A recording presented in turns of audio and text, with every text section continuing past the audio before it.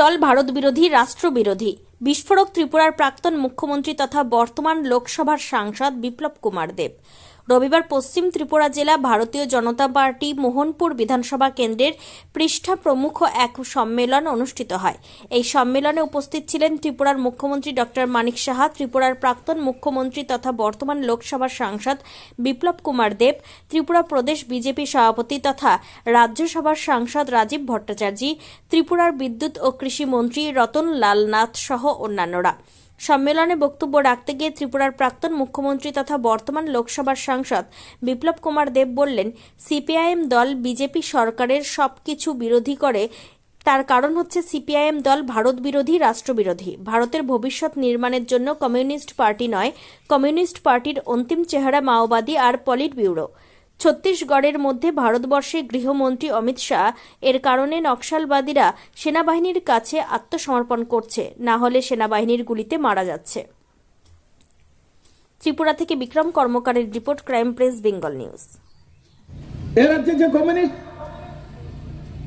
এরা ঘুরে বেড়ায় পার্টি অফিস খুলে এসব করে। আমি কেন বলি তাদেরকে, আমি তার বিরোধ, ভারতীয় জনতা পার্টি তার বিরোধ কেন করে, তার কারণ কি?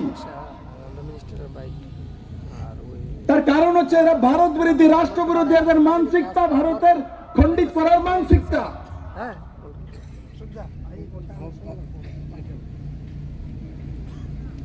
ভারতের ভবিষ্যৎ নির্মাণের জন্য কমিউনিস্ট পার্টি নয়, কমিউনিস্ট পার্টির অন্তিম চেহারা মাওবাদী আর পলিট ব্যুরো।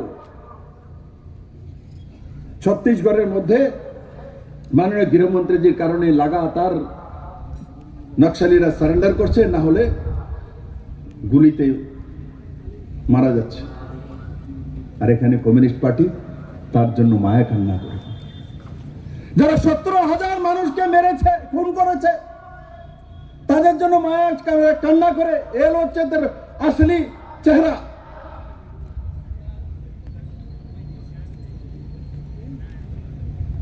কমিউনিস্ট পার্টি করে ঘুরে বেড়ায়। नकारात्मक सोच, नकारात्मक मानसिकता त्रिपुरा के বিষিয়ে তোলে এরা।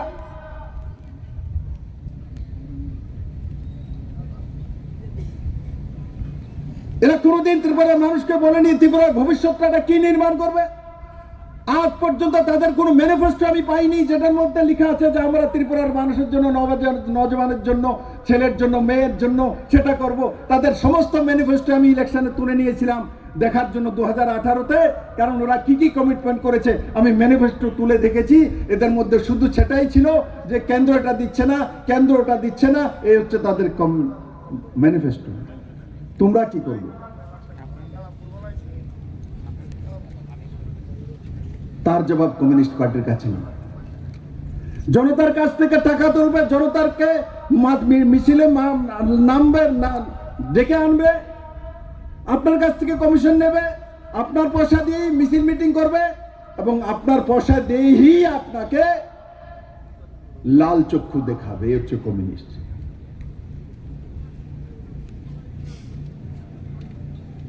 আমি মোহনপুরের ময়দান থেকে বলছি, কার্যকর্তা, শুধু আপনাদের জন্য ভারতীয় জনতা পার্টির যত কার্যকর্তা সারা ত্রিপুরা রাজ্যের মধ্যে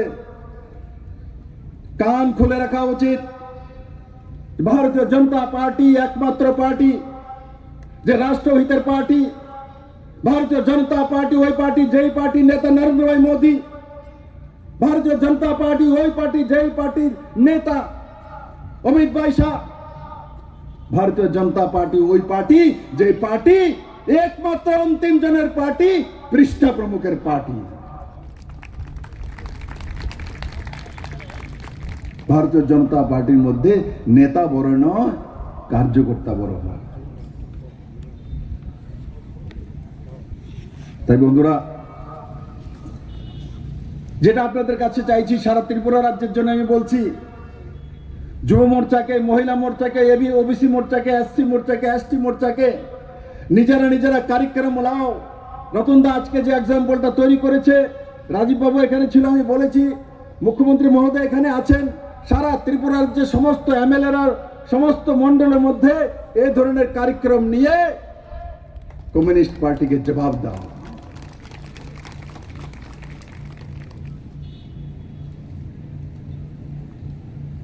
এখানে রাজীব বাবু না কে জানে বলছিল 50 বছর যাবৎ কমিউনিস্ট 50 বছর কমিউনিস্ট একবার চলে গেলে আর দ্বিতীয়বার কোনোদিনও আসে না। মানুষকে মনে করিয়ে দিতে হয় আমাদেরকে, অতীত ছেড়ে বর্তমান হয় না, বর্তমান ছেড়ে ভবিষ্যৎ হয় না। 35 বছর তাদেরকে দেওয়া হয়েছিল, ত্রিপুরার জন্য এরা কি করেছে, কি তাদের প্যারামিটার, মহিলাদের জন্য যুবাদের জন্য কি ভবিষ্যৎ রচনা করেছিল। কমসে কম ভারতীয় জনতা পার্টির নেতৃত্বে নরেন্দ্র ভাই মোদীকে দেখলে বিশ্বাস তো হয় জনতা যে হ্যাঁ ভাই নরেন্দ্র ভাই মোদী আছে তো সুরক্ষিত আছি, আমার মেয়েটা ঘরে ফিরে আসবে, আমার ছেলেটা ঘরে ফিরে আসবে। আর পাকিস্তান যদি আক্রমণ করবে তো সার্জিক্যাল স্ট্রাইক করবে, অপারেশন সিন্দুর করবে। বিশ্বাস তো আছে ভারতীয় জনতা পার্টি কার্যকর্তার উপরে, অমিত ভাই শাহের উপরে বিশ্বাস তো আছে। 370 হটানোর মতো দম রাখে অমিত ভাই শাহ। কাশ্মীরের 370 হটানোর জন্য ডক্টর শ্যামা প্রসাদ মুখার্জি, যিনি ভারতীয় জনতা পার্টির ফাউন্ডার, উনি নিজে বলিদান দিয়েছিলেন কাশ্মীরে 370 হটানোর জন্য, আর্টিকেল 35 সরানোর জন্য, রাম মন্দির নির্মাণ করার জন্য। মানুষকে বারবার বলতে হয়, কেউ ভাবেনি কোনোদিন রাম মন্দির ভারতে তৈরি হতে পারে, কিন্তু ভারতের রাম মন্দির তৈরি হয়ে গেছে, রামলালার পূজনে হচ্ছে। ভারত থেকে 370 কাশ্মীর থেকে উঠে গেছে, আর্টিকেল 35 চলে গেছে। আর যেই উগ্রবাদীরা ভাবতো ভারতে আক্রমণ করে পাকিস্তানে বসে থাকবো, সার্জিক্যাল স্ট্রাইক করে পুরো খানদান মেরে তারপরে দেখিয়ে দিয়েছে ভারত এমনিতে বসে থাকার লোক নয়, মোদি আছে তার জন্য সম্ভব হয়েছে। এই ডায়লগটা এটা কোনো খেলার ছলে হয়নি যে মোদি है तो, একবার বলো না ভাই সব মিলকে, মোদি है तो। পেছনেরা বলে না কি আর কি খিদে লাগছে, বলো মোদি है तो, হাত উঠাকে বলো মোদি है तो, মোদি है तो, মোদি है तो, পৃষ্ঠপোষক है तो, পৃষ্ঠপোষক है तो। এখন মোদির পরে দায়িত্ব পৃষ্ঠপোষকের কাছে চলে গেছে, তার জন্য নিজের দায়িত্ব বোঝা।